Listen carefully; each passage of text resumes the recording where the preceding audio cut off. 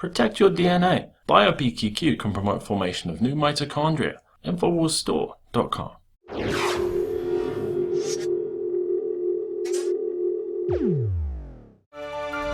Welcome to the Infowars Nightly News. I'm your host, Rob Dew. Let's get right to it.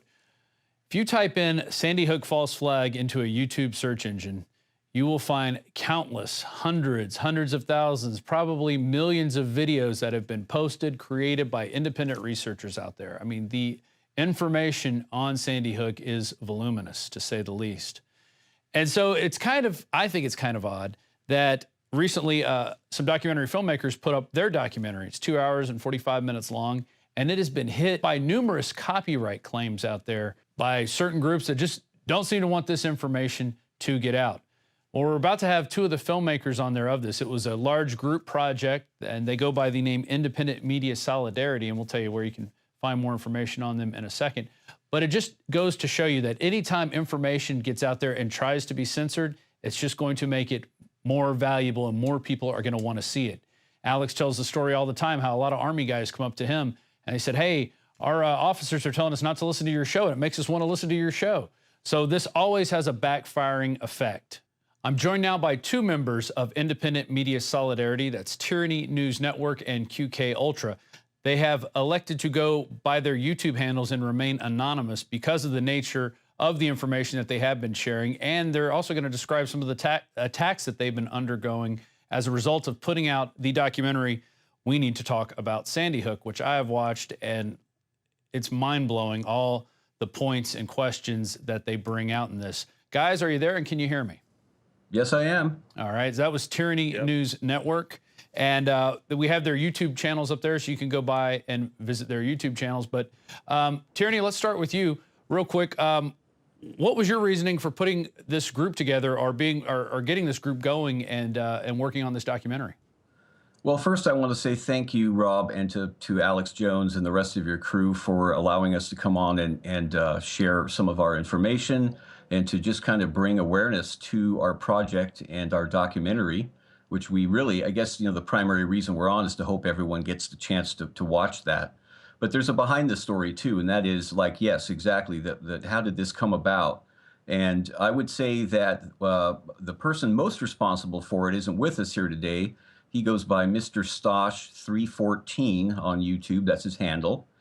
He is currently taking a well-earned vacation after months of hard work on this, and has essentially passed the baton to us to try to keep things moving until his return. But he was really the one who had the idea, and we had a research group in place. There were probably somewhere like upwards of 60 individuals who were researchers and who had done videos on this topic of Sandy Hook previously. It was a private group, and we decided at some point in time after listening to his idea that we could do this. And so the concept was that individuals would produce a segment on a particular topic that was, that they particularly were interested in, and nothing would be allowed if it was going to be objectionable to any others in the group. And in the end, we basically wound up with 10 individuals submitting material for the final product.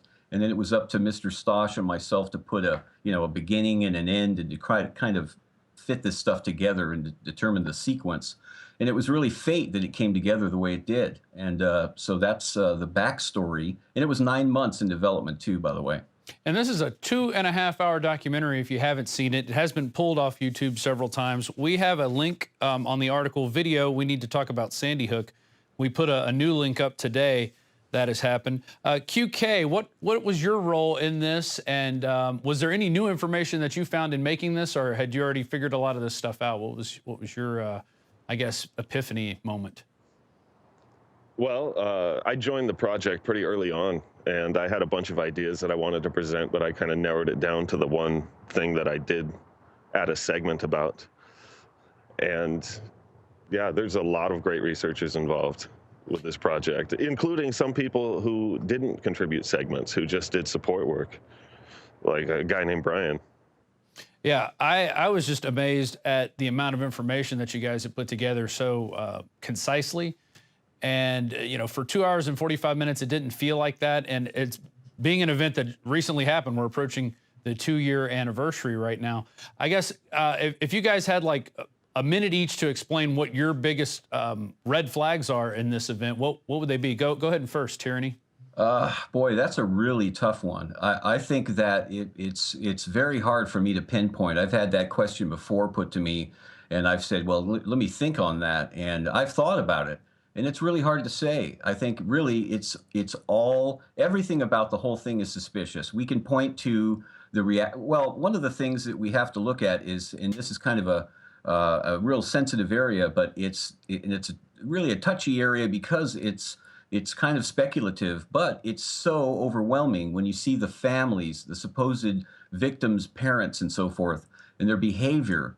And I don't know anybody personally who would react and to act as they did immediately after this supposed tragedy. So there's that, and that's a huge thing. And I think a lot of people kind of saw that there was something weird about this when they first saw, for instance, the one parent, Robbie Parker, doing his interview and kind of appeared to be getting into character to be the the grief-stricken father, but was smiling and cohorting with the people before he got up to the mic. I'm not sure if that's really. We try to avoid the speculation stuff, and so that's why this is a different area for me. But that's what I think would be what most people think is just impossible to imagine. Well, and I'll say this: when that incident happened and we saw the live feed coming off CNN, we saw Robbie Parker. We actually rewound it back on our DVR and watched it again here at the office. And we put that on the air pretty immediately, just saying, this looks odd. We're not saying anything because you don't know how you're going to react in a situation. I have children. If one of them, something like this ever happened to them, I can tell you this: I'm not going to go out and talk to the media. I'm certainly not going to talk to CNN. I'm going to be as far away from all that as possible, trying to not go insane at that moment. But just the smiling, the demeanor. I got my degree in theater. I've seen people get into character, and that to me looks like he's getting into character. But QK, what do you have to say about your biggest, I guess, smoking guns or red flags? Well, I'll add this about Robbie Parker, and if you examine his statement that he made there, it's very peculiar. He even sends his prayers out to the shooter right there, which, if he was grief-stricken one day later, that's awfully big of him. But I'd say that the thing that got me was the misidentification of the shooter on the first day as being Ryan Lanza. I mean, that was a big red flag right there because it's an impossible story of Adam supposedly having Ryan's ID on him, and those two supposedly hadn't seen each other in years. In 2 years, yeah. And in fact, Ryan says that, and then apparently we haven't seen Ryan Lanza in a while. And No, go ahead. He's made a couple of small appearances. He made an appearance at Nancy's memorial, May 1st, 2013. But outside of that, he's not to be seen. Yeah, very, very peculiar indeed. You guys cover some interesting house sales that go on for $1 or $0. And then recently it just came out in the news that the Lanza house was sold to the town of Newtown for $1 to turn it into a park or something like that. They're going to tear down the house. But nobody ever talks about the guy living next door to the Lanza household. Why don't you guys go into that? That was peculiar. You guys show a bunch of footage of a lot of police activity around the neighbor's house, but nothing going on at the Lanza household.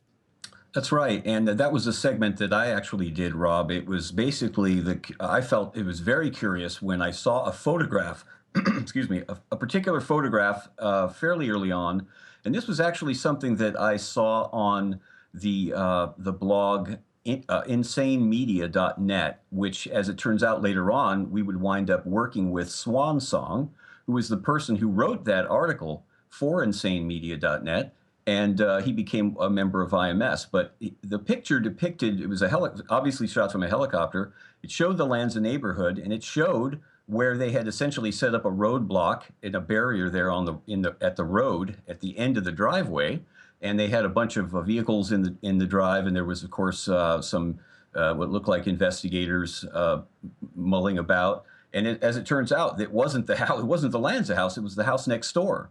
So that was that was very curious. But when I looked at some other photos that were also taken later in a series, again from above, we see that there is tons of tracks where they've just driven over the lawn at the house next door, and nothing at all to indicate anyone or any activity had occurred at the Lanzas. So I was very baffled by that. And as it turns out, the person who owns the house next door is John Trent Acosta, who was affiliated with the Newtown Savings Bank, which is affiliated with, they're the ones that cooperated with the United Way to set up a fund, which that fund was set up the very day of the incident, I should say. We did confirm that. Yeah, that's a little peculiar. All this madness going around and somebody's going, wait, we got to set up a memorial fund for these people. Hey, hold on, let me take care of that. And there's been other people out there that have brought up questions. Wolfgang Halbig is another researcher that has come on the scene and had lots of questions. And he seems to get the cold shoulder anytime. He's even traveled up to Newtown to talk with people. And the cops are, in his face trying to get him out of there. He's ignored when he goes and speaks at these meetings. They look at him with indignancy, definitely. But you guys just released an article you sent me. It's very long, I guess 2 days ago now. Sandy Hook documentary phenomenon isn't about Sandy Hook, the fortress and what's inside. What's the gist of this? What made you want to put this out? I was the person who wrote that, and I kind of think of that as a kind of a State of the Union type thing. It really just gives a real good depiction of what's been happening, because it's just been every day. We've been just astonished by the phenomenon that this has become. And I say that it's not about the details of the documentary or even about Sandy Hook. It's about really two things. The first one is free speech, because we have this issue where we have, I would say now, at least 100 or more, and I have no way of telling at the moment, but I've had interactions with folks, and I've seen their comments, and I've seen evidence that they've had videos removed that they uploaded, and these were copies of our documentary, which we welcome people to get copies of. It's Creative Commons licensed. So that's a free speech issue, and it's huge. And the other issue, I think, or the other story that emerged from this was the solidarity within the internet community. It just seems like finally a lot of these people who were real divisive and didn't come to any kind of mind on a particular on the Sandy Hook event in general, but also just in as a standing up for the rights of the YouTuber, the little guy. We hadn't seen that until recently, with suddenly this solidarity emerging out of who knows where. So it's fascinating, and this has been going on every day. It just gets more and more pronounced as time goes by. Yeah, I guess people are when you start to censor information, you only make it more valuable. More people want it. When the government says, don't look at this, that's where we want to look. And when you have, I guess you guys are getting lots of copyright violation notices. I know we put up at least 3 different versions in the article that we posted, and systematically they would get knocked down. And to me, that does become a free speech issue, where you're not using songs or copyrighted material. This is stuff that's out in the public domain. News footage. I mean, you're not getting attacked by the news corporations using their footage. I mean, so what do you think is behind this to try and silence you? And why did they pick this documentary out of all the other pieces of evidence that are out there? Why do you think this is what got people so riled up? Well, I think that this one is scary in a way to them. Let's just think of it as there are some potentially perpetrators out there of this, if you want to think of it as a hoax. And I hate to even go so far as to say that. I'd like just to get, I want just the facts to be known. But I would say that if they were out there watching and they saw that a group of individuals came together in a cooperation like this, in solidarity, that would be a little more of a threat to them than if there were a lot of just individual people out there, researchers or YouTubers, that would, be producing material like this. So this is probably one of the reasons why it's, a real affront to them and a little bit frightening to them, which I'm actually very happy It's just information, and we don't have anything in there that we're upset about or feel that we made a mistake on. There are some things that we think might be mistakes, but we certainly, our intent was good. So we're proud of what we've done, and if they're afraid of it, then that's good, I think. Yeah, and I'd say that go any ahead. of the things that could be perceived as mistakes simply come from us not having better information. Right. And you know, the bottom line is when we saw this stuff, Alex actually put together the report, but Alex shot it. I did the editing on it, but we said why people think Sandy Hook is a hoax, and we put this out within a day of it happening, and we just showed other instances of the media systematically lying to us. Yeah. And so we go, so why should we believe him here? And then you see in lockstep a majority of the parents, a majority of the people in the area, the government coming together and saying, it's guns. We got to get rid of guns. We got to get rid of guns. And then the amount of money that flowed into that area by people, you know, feeling bad for this tragedy. There was lots of people out there that went, oh my God, children died. We need to do something. And they started sending money, but they also got government grants. They got a lot of money poured into that area. How much money are we looking at total now that has gone into the Newtown Sandy Hook area? I can't tell you the exact amount, but it's in the hundreds of millions, multiple hundreds of millions. Right. Yeah, that's a lot. That is a lot. And you look at other instances where they've had other shootings, and you don't see that type of outpouring of support from other people. But it seemed like, you know, as soon as it happened, they were ready with the memorials, and people had Facebook pages set up, and it just, there's a lot of coincidences there that just seem almost too perfect. Who in their right mind is thinking about setting up a memorial on the day of an event like this happening? Oh yeah. Or even the days before the event happened. Oh, You yeah. know, there's several instances of that where the memorials were set up in advance. Right, and you guys go into it. There's a whole section of the movie going into the caching of web pages. I want to get into the dash cam video that you guys were putting up. Mm-hmm. One, it doesn't show much of anything going on, and that's kind of a telltale sign. There's supposedly an evacuation, but you don't see many people evacuating. You see a few people milling about, and then the officers start setting up their lunch at one point on the squad car. Mm-hmm. And that to me seemed really odd. If any of these officers had seen the events which were told happened in there, to then be ready to come out and eat lunch. Yeah, that's a little upsetting to watch, and I think that was something that it was a big mistake for them to have done that. Of course, it's a big mistake for them to have done it and be smiling, and it just did not fit the scenario that was occurring. Apparently, just a few yards away from them, really, in the school. So that's yeah, and I want to also I guess give a shout out. To use the term, to Sherry Questioning All, that's her YouTube handle, who did that segment. And what we found so great about her segment was it actually became the only one where she didn't do any of the material for the documentary itself. We just asked if we could take her original video done on that topic and do an edited version where we just take it and slim it down a bit and use that. And so that was how that turned out to become one of the segments. But it was just that good. So she just tells it like it is. Yeah, there's no kids seen in that footage at all. It's astonishing that they can put out that story that, yeah, there were at least 480, or I forget the number, but a lot of kids that were supposed to be evacuated, and we just don't see it. Mm-hmm. Right. And then a final piece that really was a moment for me was seeing the interior photos of the classroom where the shooting supposedly took place, and you don't see anything resembling any type of shooting there. I didn't see a drop of blood. I couldn't see it from the photos that you guys put up. How many photos were there of crime of the interior of that school? QK? Yeah. Well, of the interior, there's several hundred, maybe close to 1,000, and then there's exterior photos as well. And the only place that we do see blood is in the breezeway, sort of outside of the front of the school, by the hole that Adam supposedly entered. Yeah, and that could have been made by anyone.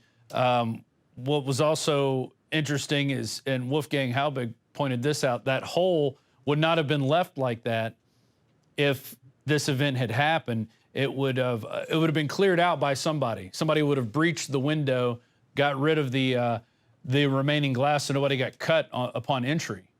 And so that being there, and then, all the cops supposedly went through the hole in the glass. They say that. And nobody's going to stop and break it out for their buddies. They're going to, maybe a giant piece of glass comes down and cuts somebody. I mean, there's so much that could go on there that just didn't follow like a basic type of protocol. Yeah, yes. They say that some 16 cops went through that hole, but you would think it would just be one who would have done it and then gone around and opened the door for the other 15. Yeah. You would think. Well, maybe I don't even want to say a joke at this point. It's so disturbing that this stuff is out there. Do you guys have any other final comments or anything? We're gonna have, hopefully in the next segment, we're gonna have another guy who he says he's a conspiracy theorist, but he believes that Sandy Hook really did happen, and have him on with Wolfgang Halbig. That's our plan in the next segment. Do you guys have anything you want to add here in closing? Well, if I could just give a quick acknowledgement to the other participants that actually contributed to the documentary, which would be Professor Doom, Odinrock, Free Radio Revolution. I mentioned Sherry Questioning All, Sandy Hook Research, who people may know as Names Not Mary, Swan Song, and Up North of the 49th. And of course, the person whose idea this was, Mr. Stosh 314. But yeah, I think really we'd like everyone to go to our website, which is mediasolidarity.com. And that's the best place to watch the documentary. We try to keep it up. We can't guarantee it'll be there when you get there, but we're trying to keep it up. And we also want people to realize that there's a lot going on here, and to pay attention, to come to the site and to check the news for updates. This is an evolving story, and it's very interesting that we may actually make some headway towards achieving our goal of disclosure of what happened at Sandy Hook. And let me ask you this. Why did you guys feel like you have to remain anonymous? Actually, it's not all of us that feel that way, but there were enough of us that wanted to maintain the anonymity that we decided that in solidarity, we would essentially just agree to do that. I come out as who I really am all the time and have the whole time through, but others don't necessarily feel the same kind of comfort level, and I can understand. I mean, we're not all, we're not all willing to pay the ultimate price for getting involved in this, but that's the reason why. Yeah, and there are others. The lead investigator of Sandy Hook died suddenly. Was he a state trooper or was he a policeman? Who was the guy who died kind of suddenly about a year ago? Yeah, William Podgorski, I believe is his name. Yeah, very interesting. We've looked into that a little bit, and QK, do you have anything to say on that? No, I didn't look into that very well. Yeah, but it's true. Yeah, and there's a photographer too, Eric Langlois or something. I don't know if I'm getting the last name right. But there was also a real estate assessor that disappeared mysteriously. Wow. Yeah. Well, we're going to cover. We actually covered a story earlier about a reporter who went to Pakistan, got chiseled a brick out of the Obama compound, and also interviewed the doctor who was running the vaccine DNA program for the CIA, trying to track down Osama bin Laden.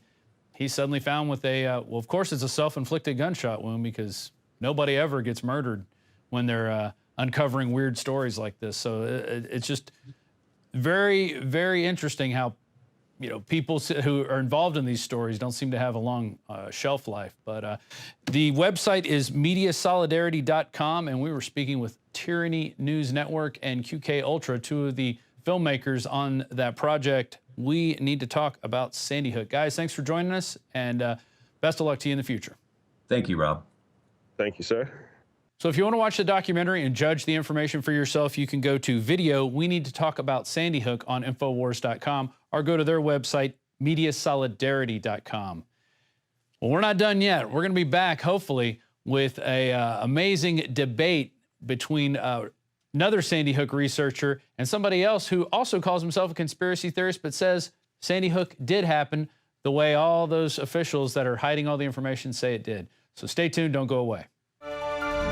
The Molon Lave silver coin, certified by the Provident Mint. This 1-ounce silver round is 0.999% fine silver, inspired by the legendary Spartan king Leonidas and his refusal to lay down arms in defiance of Emperor Xerxes. Molon Lave, that's Greek for come and take it. This is available now at InfoWarsStore.com. Act now as supplies are limited. And don't forget, free shipping and a free gift. That's InfoWarsStore.com.